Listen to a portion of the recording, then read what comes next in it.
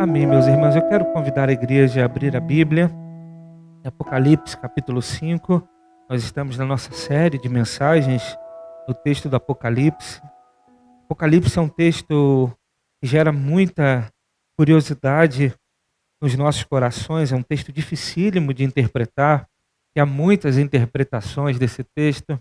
Há muitos irmãos que tentam se debruçar, outros têm medo do livro, por conta das revelações que ele traz a respeito das coisas que irão acontecer.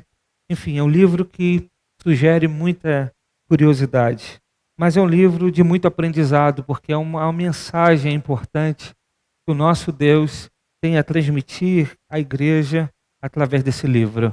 E transmitiu para aquela igreja do contexto de João, do apóstolo que escreveu o livro, mas é uma mensagem que alcança todos nós e alcançará a igreja enquanto a igreja estiver na terra. O texto do Apocalipse capítulo 5 vai mostrar para nós a respeito da história, que a história está nas mãos de Deus. A história pertence ao Senhor. E é sobre a história que vamos falar um pouco a respeito desse livro. Vamos tentar fazer como na semana passada, tentar contextualizar, explicar o texto, tentar tirar do texto os seus símbolos, para ter uma leitura mais simplificada, depois disso, trazer aplicações ao nosso coração. Muito bem, meus irmãos, quando a gente pensa sobre a história, muitos acreditam e entendem a história de formas diferentes.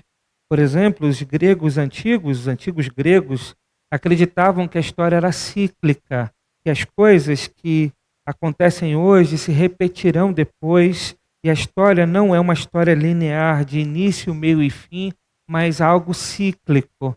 Sabe, mais ou menos aquela coisa. Já reparou que o pessoal aí que é um pouco mais antigo, assim como eu, que viveu a década de 80, há coisas que eram utilizadas, utensílios, roupa, a moda, muitas coisas que eram utilizadas antes, que depois caiu em desuso, depois voltou a ser usada novamente, e parece que as coisas vão acontecendo assim de forma cíclica. Parece que a gente olha, por exemplo, a pandemia. Há 100 anos atrás houve uma pandemia. 100 anos depois acontece uma outra. E parece que as coisas vão se repetindo. E muitos olham para a história com essa percepção, assim, com o entendimento dos gregos antigos, que a história é cíclica. Mas nós vamos ver que a história não é cíclica. Ela teve início, nós estamos vivendo aí o processo, o meio dessa história, e terá um fim.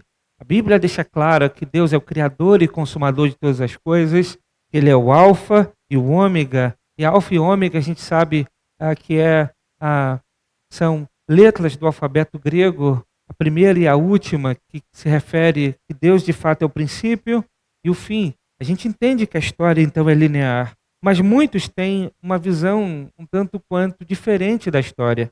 Por exemplo, o existencialismo ateu acredita que a história é uma sucessão de fatos sem significado, que não há plano, que não há esperança. A história é o que a gente vive hoje e não há um direcionamento para onde a história está indo.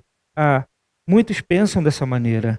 A história ela é algo que o homem constrói hoje, que ela acontece a partir das decisões que tomamos hoje, e isso vai refletir no futuro, e não há uma perspectiva, não há uma saída, não há uma revelação do que será no fim. Mas a história é apenas uma sucessão de coisas que acontecem sem muito significado ou conexão. Outros acreditam, por exemplo, o teísmo aberto, acredita que a história está aberta, e quem constrói a história são os homens. Que Deus não interfere no que está debaixo do céu. Deus nem sabe o que vai acontecer na visão deles. Na verdade, Deus é de vez em quando surpreendido com as coisas que acontecem. É como se a história fosse escrita por Deus a partir dos homens, e os homens vão tomando as decisões, e então essa história está sendo construída, e Deus não conhece nem o que vai acontecer amanhã. Deus não sabe do futuro, porque essa história está sendo escrita pelos homens. Mas a Bíblia afirma para nós que a história está sendo escrita por Deus. A Bíblia afirma para nós é que Deus que governa e dirige a história, e Ele está levando a história para o fim conforme a sua vontade. Nós cremos nisso, porque a palavra de Deus nos diz isso. No salmo que nós lemos no início do culto, o Salmo 139, Davi vai dizer que todos os seus dias estavam escritos no livro de Deus antes mesmo que ele vivesse o seu primeiro dia. Ou seja, na mentalidade bíblica, a vida, a história está nas mãos de Deus. É Deus que escreveu a história. Muito bem, meus irmãos, nós vamos ver que no contexto aqui do Apocalipse, da escrita do Apocalipse, parecia que a história não estava nas mãos de Deus. Parecia que a história estava nas mãos daqueles que estavam no trono. Não no trono celestial, mas no trono humano. Parecia que quem cuidava da história naquele contexto era o Império Romano. Parecia que eram esses homens poderosos que dominavam sobre a vida de outros e que conduziam a história da humanidade. Para a igreja, então, do período do Apocalipse, era terrível isso, porque muitos foram martirizados, perseguidos e perderam as suas vidas porque foram fiéis a Cristo, fiéis a Deus por conta da perseguição, e muitos estavam um tanto quanto desanimados em crer numa expectativa de uma história que terminaria gloriosa, que terminaria feliz, já que muitos tinham perdido as suas vidas, já que muitos tiveram propriedades e bens saqueados, já que muitos perderam a perspectiva de uma vida melhor. Então, no contexto de João, entender que a história está nas mãos de Deus faz muito sentido. Entender que Deus reina e governa sobre todas as coisas traz uma mensagem de consolo e uma mensagem transformadora para a igreja daquela época. Mas também precisa trazer ao nosso coração. Esse contexto de João pode ser perfeitamente o nosso contexto hoje. Porque hoje também vivemos num momento difícil. Hoje também vivemos num momento em que muitos perderam a esperança. Hoje vivemos num momento que parece que não tem saída. Embora olhemos para o cenário mundial e talvez aqui e ali já há notícias de coisas positivas, coisas boas acontecendo no que diz respeito à pandemia, o nosso cenário aqui é um cenário um tanto quanto nebuloso. Nós não sabemos quando iremos sair dessa situação. A gente tem o otimismo de ver a vacina chegando, né, para a população, mas daqui a pouco acaba a vacina, aí não tem para todo mundo, daqui a pouco chega de novo, e aí é uma guerra em termos de política e uma série de questões que envolvem a nossa vida e que tiram a esperança de uma solução para o problema. Nós vivemos num cenário muito complicado também. E esse texto é muito relevante, então, para nós. Então, para que a gente compreenda essa mensagem e essa mensagem alcance o nosso coração e nos dê esperança, é importante a gente tentar compreender o que Deus quer nos ensinar nesse capítulo. Então, quero propor aos irmãos a olhar de uma forma um tanto quanto cautelosa para os versos, para a gente tentar compreender a mensagem desse capítulo. O verso 1 do Apocalipse 5 diz assim: Então vi na mão direita daquele que está sentado no trono um livro em forma de rolo, escrito de ambos os lados e selado com 7 selos. João, quando está na ilha de Pátimos, depois de Cristo revelar a João que ele conhecia a igreja e mandar as mensagens para as igrejas da Ásia, Cristo chama João a ver as coisas a partir do céu. Há uma porta que se abre no céu. E quando João, então, em espírito, tem a visão do céu, ele vê Deus sentado no trono. Nós vimos isso na semana passada. E agora, a visão, ela continua. João está com esse cenário. Deus sentado no trono, ele vê a igreja gloriosa, os querubins ali dando adoração a Deus. E nessa cena que João está vendo, ele vai ver agora um livro na mão direita de Deus. Quando o texto se refere na mão daquele que está sentado no trono, o texto está dizendo que há um livro. João está vendo um livro na mão direita de Deus. E esse livro, ele está selado com 7 selos, diz o livro. Ele está escrito, né? Em ambos os lados está selado com 7 selos. Essa é uma indicação de que o livro está lacrado. E a gente vai ver isso no contexto. O livro é algo que ninguém tem acesso. É algo que ninguém consegue abrir. É algo que ninguém consegue ver o que está escrito dentro. O livro está lacrado. João está vendo um livro lacrado nas mãos de Deus. Veja, João então está com essa cena na mente, um livro lacrado e selado. E aqui a gente pode começar a pensar que se o livro de fato é o livro da história da humanidade, a gente começa a entender que esse livro está nas mãos de Deus. O livro está nas mãos de Deus. Se o livro está lacrado, significa que ninguém tem acesso a esse livro. E João vai mostrar isso para nós. Veja o verso 2 a 4, o texto diz assim: vi um anjo poderoso proclamando em alta voz: quem é digno de romper os selos e de abrir o livro? O anjo faz uma pergunta, e a resposta: mas não havia ninguém, nem no céu, nem na terra, nem debaixo da terra, que podia abrir o livro, ou sequer olhar para ele. O texto vai dizer então que João, quando ouve a pergunta e recebe a resposta, ele chora. Ele começa a chorar e o seu choro é copioso, ele chora muito. E por que ele chora muito? Porque não se encontrou ninguém que fosse digno de abrir o livro, de olhar para ele. O que João estava precisando naquele momento é saber como é que a história ia acabar, como é que aquela realidade que ele estava vivendo, que ele estava inserido, terminaria. João queria saber como é que as coisas caminhariam. Veja, a igreja estava um tanto quanto destruída, foi perseguida, discípulos e apóstolos martirizados, João na ilha de Pátimo, parecia que as coisas teriam fim, parecia que a igreja não avançaria. E se a igreja não avançaria, será que então que tudo aquilo que eles viveram, tudo aquilo que eles creram era uma farsa, era uma mentira? Porque eles viveram na expectativa da volta de Cristo. Eles abriram mão de coisas para viver na expectativa da volta do seu Senhor. Então, se a história da igreja terminasse ali, aquilo seria uma farsa? Será que a história deles, a vida deles foi uma grande mentira?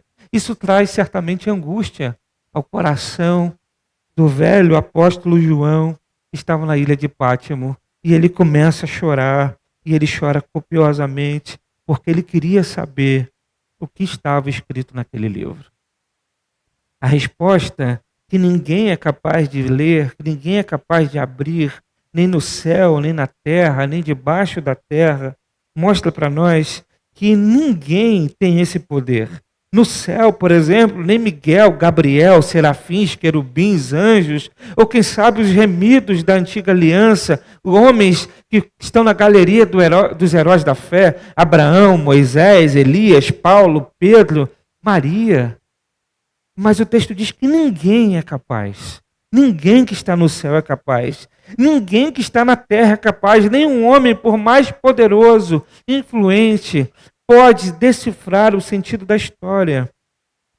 Nem debaixo da terra, nem o diabo, nem os demônios, nem os espíritos atormentados podem revelar o que está escrito nesse livro. Pode revelar a mim, a você, o sentido da história e da vida.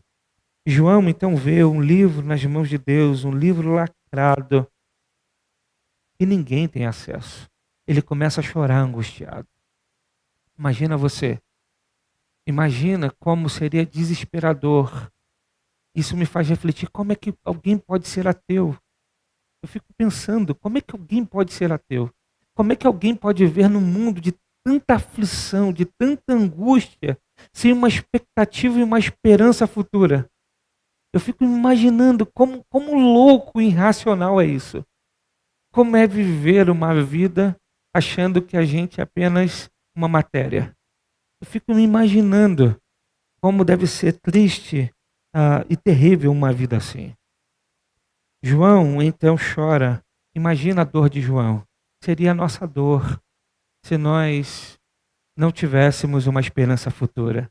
Se nós não conhecêssemos que há um novo céu e uma nova terra esperando para nós. Se nós não entendêssemos que a história está nas mãos de Deus e que Deus no final vencerá e a igreja vence juntamente com Deus. João então chora porque ninguém era digno de abrir o livro. Mas há uma boa notícia aqui. O texto vai continuar e vai dizer para nós que alguém dá uma boa notícia. Uma boa notícia que é capaz de enxugar toda lágrima, que é capaz de devolver a esperança ao coração do apóstolo, é capaz de devolver a esperança daqueles que não têm esperança. E a notícia é dada no verso 5. Então, um dos anciãos me disse, e a gente viu que os 24 anciãos, no capítulo 4, representa a igreja gloriosa. Então, é como se alguém da igreja gloriosa dissesse, não chore, João. Verso 5, eis que o leão da tribo de Judá, a raiz de Davi, venceu para abrir o livro e seus 7 selos. O texto então está dizendo que ninguém é digno de ter acesso à história e de descortinar a história. Apenas aquele que venceu. É apenas aquele que é o leão da tribo de Judá. É aquele que venceu. E ele tem acesso. É aquele que é a raiz de Davi. Aquele que é o prometido de Deus. Aquele que veio ao mundo. Que morreu por nós. E ressuscitou ao terceiro dia. É aquele que venceu e triunfou na cruz. Ele é digno de abrir o livro e de desatar esses selos. Quem é esse? Jesus Cristo, o nosso Senhor. Há uma notícia que alegra o coração de João, uma notícia consoladora. João, não chore. Não há ninguém digno, mas há aquele que venceu. Jesus Cristo. Então João, eu fico imaginando a cena. Então João enxuga seus olhos, e quando ele enxuga seus olhos, ele consegue enxergar. E quando ele consegue enxergar melhor as coisas, aquela cena, aquela visão, ele vê o Cordeiro. E o texto vai dizer, então viu o Cordeiro que parecia estar morto, de pé, no centro do trono, cercado pelos 4 seres viventes e pelos anciãos. Ele tinha 7 chifres e 7 olhos, que são os 7 Espíritos de Deus enviados a toda a terra. Ele se aproximou e recebeu o livro da mão direita, não esquerda, da mão direita daquele que está sentado no trono. A visão é lindíssima, porque João seca os olhos e ele vê o Cordeiro. Extraordinário, meus irmãos. Porque às vezes a tristeza que abate sobre nós, as lágrimas que insistem em estar em nossos olhos, muitas vezes embaça a nossa percepção e o nosso olhar e faz com que nós não enxerguemos aquele que está diante de nós. O Senhor, o Cordeiro que venceu. Ele não está morto, mas está de pé. Ele morreu e ressuscitou e conquistou a vitória por nós. Às vezes as tristezas, as angústias, as dificuldades faz com que nós duvidemos da presença de Deus. Faz com que nós duvidemos da presença real de Jesus Cristo. João recebe a notícia e quando ele vê o Cordeiro. E o Cordeiro está de pé. Não é mais o Cordeiro que foi imolado e que tirou o pecado do mundo porque o seu sangue foi derramado. Mas é o Cordeiro que está vivo, está de pé, e ele está no centro do trono. Ele venceu e a sua vitória deu a ele o direito de descortinar a história, de ter acesso àquilo que estava por vir. E é por isso então que vai ser revelado à igreja aquilo que está por vir. Porque Cristo venceu e recebeu esse direito.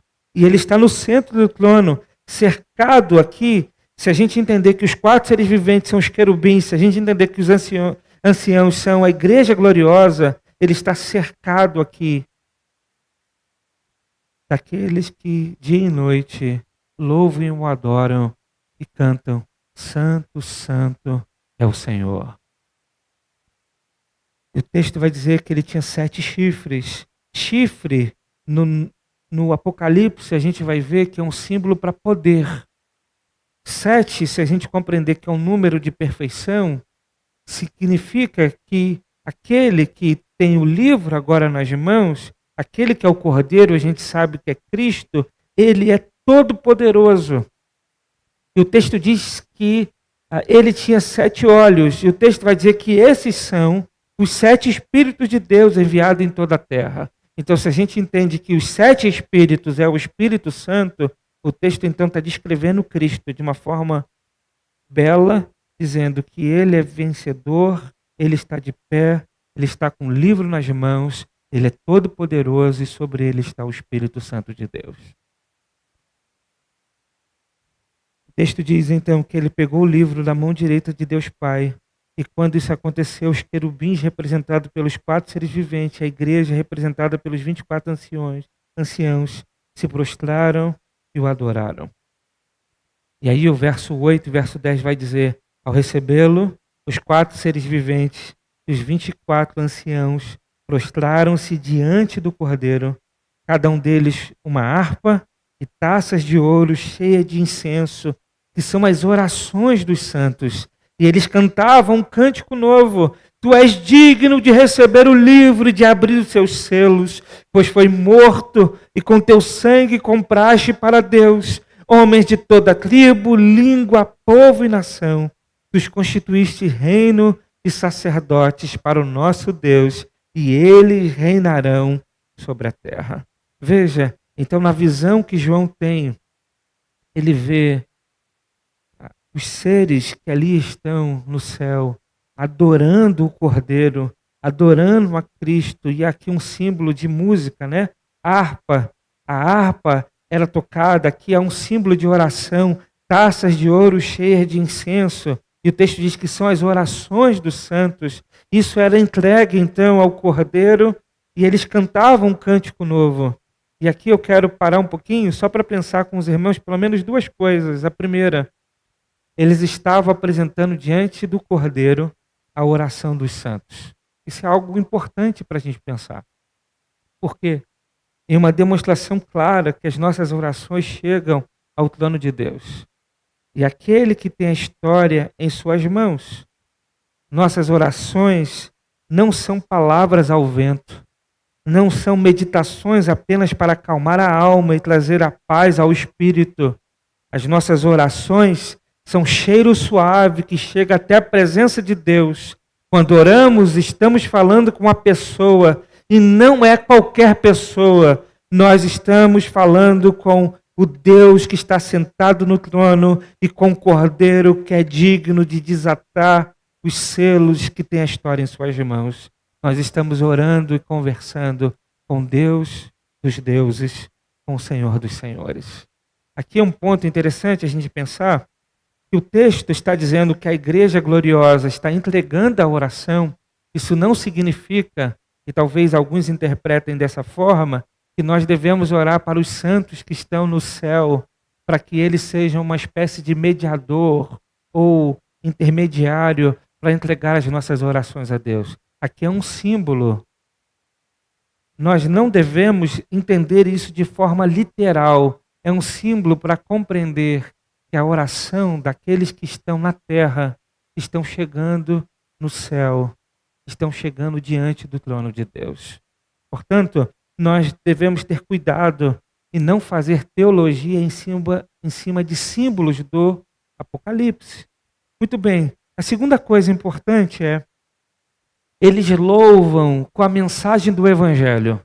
Esse é um ponto também belo do texto. Eles louvam a Deus com a mensagem do Evangelho, com as boas novas. O cântico apresentado diante do Cordeiro não era uma música para agradar os homens. Eles cantaram um cântico novo, mas longe dos nossos cânticos contemporâneos vazios de teologia, vazia, sem significado bíblico, o cântico novo era a adoração que apresentava o Cordeiro e a sua missão de resgatar toda a tribo, língua e nação, os homens que ele comprou para si com seu próprio sangue.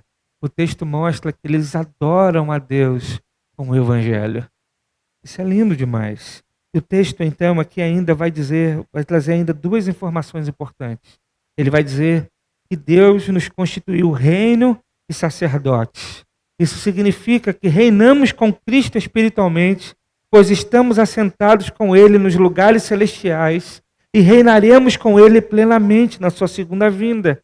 E como sacerdotes, agora temos livre acesso à presença do Pai por intermédio de Cristo, Jesus, o Cordeiro que nos comprou com seu sangue. Portanto, Deus nos constituiu reino e sacerdotes. Olha a nossa responsabilidade. Consegue entender a responsabilidade daquele que foi comprado com o sangue de Cristo? Muito bem, eu e você, nós somos o reino de Deus.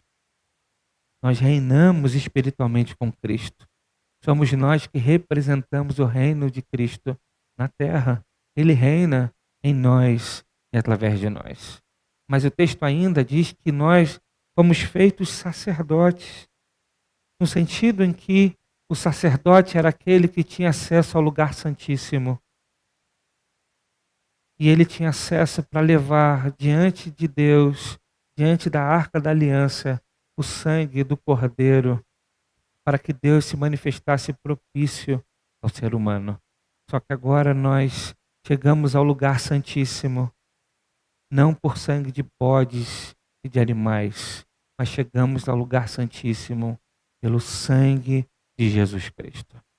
Muito bem, enquanto João então ouviu o cântico novo, o texto vai dizer que ele olhou e ouviu também a voz de muitos anjos, milhares, milhões de milhões. Eles rodeavam o trono, bem como os seres viventes e os anciãos, e cantavam em alta voz: digno é o Cordeiro que foi morto de receber poder, riqueza, sabedoria, força, honra, glória e louvor. Depois ouvi todas as criaturas existentes no céu, na terra, debaixo da terra e no mar, e tudo que neles há, que diziam: aquele que está sentado no trono é o Cordeiro, seja o louvor, a honra e a glória e o poder para todo sempre. Os quatro seres viventes disseram: amém. E os anciãos prostraram-se e o adoraram.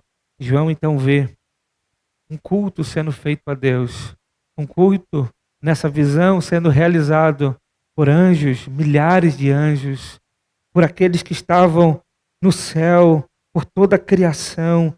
Tudo o que o texto quer mostrar para nós é que tudo que foi feito, tudo que existe, tudo que há, tudo que é criado por Deus, se prostrará em louvor, adoração e glória ao Cordeiro. O que o texto mostra para nós, então, é que toda a criação foi criada para o louvor e a glória de Cristo. Tudo que existe, eu e você, fomos feitos e criados para a glória do Cordeiro. Qual o sentido da vida nossa? Viver em culto a Deus. Qual é a razão da nossa vida? Viver em culto a Deus. Qual é a razão da nossa vida? Viver em adoração ao Senhor. Tudo que há precisa se voltar em louvor a Deus. E quando nós não compreendemos isso, que toda a nossa vida precisa ser em adoração a Deus, quando entregamos parte da nossa vida em adoração a Deus, significa que a outra parte está sendo entregue a outro que não é digno de receber adoração. Muito bem, João então vê um culto sendo realizado a Deus e ao Cordeiro. Vamos tentar ler o capítulo de forma simplificada, antes de fazer algumas aplicações. O texto ficaria assim: então vi na mão direita de Deus um livro em forma de rolo, escrito de ambos os lados, que estava lacrado. Vi um anjo poderoso proclamando em alta voz: Quem é digno de romper os selos e de abrir o livro? Mas não havia ninguém, nem no céu, nem na terra, nem debaixo da terra, que podia abrir o livro ou sequer olhar para ele. Eu chorava muito, porque não se encontrou ninguém que fosse digno de abrir o livro e de olhar para ele. Então um dos irmãos, na glória, me disse: Não chore.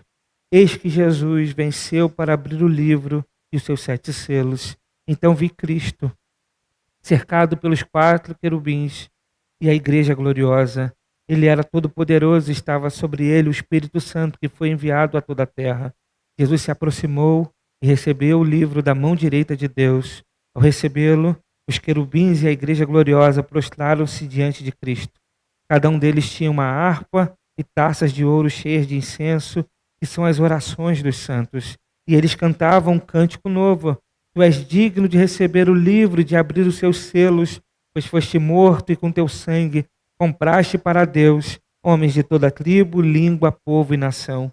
Tu os constituísse reino e sacerdotes para o nosso Deus, e eles reinarão sobre a terra. Então olhei, eu vi a voz de muitos anjos, milhares, milhões de milhões.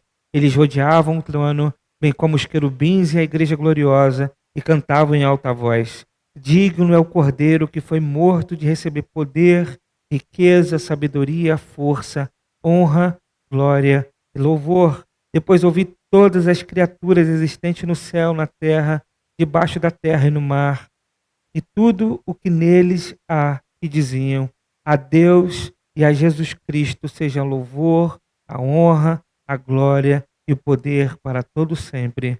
Os querubins disseram: Amém. E a igreja gloriosa prostrou e o adorou. Muito bem, meus irmãos, diante desse texto, o que nós podemos aplicar ao nosso coração? Em primeiro lugar, nós devemos lembrar que nossos sofrimentos, as aflições que enfrentamos nesse momento, no mundo, nessa circunstância atual e outras que virão, não são comparadas com a glória que ainda será revelada em nós. Não é comparada, mas nós temos um vislumbre no Apocalipse. Nossos sofrimentos atuais não são comparados àquilo que ainda há de ser revelado, mas o Apocalipse traz um gostinho para a gente, traz um vislumbre da glória. O Apocalipse traz uma visão do culto que nós prestaremos ao nosso Deus. O Apocalipse traz uma visão da preciosidade, da magnitude, do esplendor, da beleza do que será estar diante do Cordeiro e diante de Deus. Paulo vai dizer, Romanos capítulo 8, verso 18, ele vai dizer: Considero que os sofrimentos do presente não se podem comparar com a glória que será revelada em nós. Então, diante do sofrimento, entenda que nada que a gente enfrente hoje é comparado àquilo que nós vamos viver com o nosso Deus. Nada se compara. Isso deve encher o nosso coração de esperança, de coragem, de perseverança, de ânimo para avançar. Avance não olhando para a circunstância dolorosa, mas olhando a partir da perspectiva do céu e da glória que ainda será revelada. Há muitos momentos ainda de tristezas. E virá, não tem jeito. Há perdas que virão. Há choros, há lamentações, há tristezas, há angústias, há aflições. Não tem como fugir dessas coisas. Nós poderemos até tentar viver sem essas coisas. Poderemos até tentar viver sem acreditar nessas coisas, tentando fugir dessas coisas o tempo todo. Mas essas coisas chegam. Não tem jeito. A enfermidade chega, a perda chega, o luto chega. Não tem jeito. As discórdias, a violência, as aflições desse mundo manchado pelo pecado. Chega. Nós não queremos viver isso. E nós não devemos querer viver isso. Pelo contrário, nós oramos constantemente a Deus, pedindo a Deus que nos dê livramento dessas coisas. Mas nós precisamos entender que quando essas coisas chegarem, nós não devemos olhar apenas para essas coisas, mas devemos olhar para a glória. Uma glória que temos um vislumbre no Apocalipse, mas que também será muito maior, muito mais profunda, muito superior a tudo aquilo que conseguimos enxergar hoje no texto sagrado. Mesmo com a iluminação do Espírito Santo, mesmo fazendo a melhor das exegeses, ainda assim, o que nós compreendemos e o que nós enxergamos não se compara quando desfrutarmos de fato com a glória da glória que será revelada. Portanto, encare o sofrimento com a esperança da glória que será revelada. Mas, segundo ponto, nossa esperança de dias melhores não está na política e muito menos no governo humano. Nossa esperança se encontra em Deus que governa toda a história. Nossa esperança de dias melhores não está na política e muito menos no governo humano. Nossa esperança se encontra em Deus que governa toda a história. Hoje vivemos num caos. Ano que vem teremos eleições. Por mais que busquemos sabedoria de Deus para escolher quem devemos votar, a nossa expectativa não deve estar naquele que assentar no trono de governo humano. A nossa expectativa, a nossa esperança precisa estar naquele que nunca deixou o trono, naquele que está sentado no trono, governando todas as coisas. Aquele que tem o livro da história em suas mãos. Nós devemos deixar o nosso coração colocado na esperança em Deus e não naqueles que governam sobre nós nesse tempo. Portanto, meus irmãos, a esperança não deve estar em político A, político B ou político C. A esperança precisa estar em Deus. Em terceiro lugar, a igreja precisa estar de joelho, adorando, orando, buscando aquele que foi morto, mas que está vivo, está de pé diante do trono, o Cordeiro, morreu e derramou seu sangue para nos salvar. Nós devemos viver de joelhos, em gratidão, em oração, em adoração. Essa deve ser o estilo de vida da igreja. Nós devemos viver assim. Antes de estar de pé, nós precisamos lembrar que só podemos estar de pé porque Cristo venceu. Antes de colocar de pé para ir aqui ou ali, tomar decisão aqui e ali, fazer uma coisa aqui ou ali, devemos nos colocar de joelhos para buscar aquele que tem a história nas mãos. Portanto, a igreja precisa viver desta forma. Nós não podemos nos esquecer disso, meus irmãos. Que essa pandemia nos leve a estar de joelhos. E quando ela passar, que nós continuemos de joelhos. Que a nossa vida seja uma vida de joelhos. Se você não tem se colocado de joelhos diante de Deus, faça isso. Se você tem orado pouco, você deve orar mais. Se você tem buscado pouco, você precisa buscar mais. Você deve viver em oração. Não pense que os seus principais problemas serão resolvidos a partir da sua força. Há problemas nossos que nós não sabemos como resolver. O que nós devemos fazer apenas é orar. Porque o Deus que governa sobre todas as coisas é o mesmo Deus que intervém na história e na nossa vida. E nós devemos crer nisso. Por isso, ore a Deus.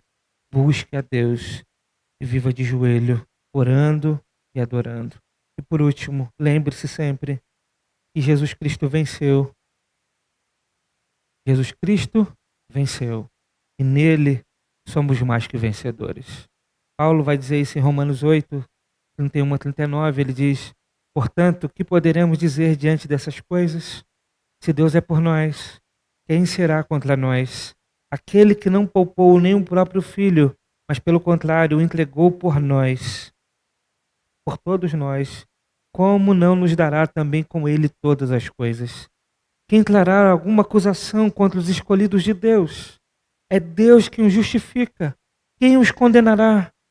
Cristo Jesus é quem morreu, ou pelo contrário, quem ressuscitou dentre os mortos, o qual está à direita de Deus e também intercede por nós.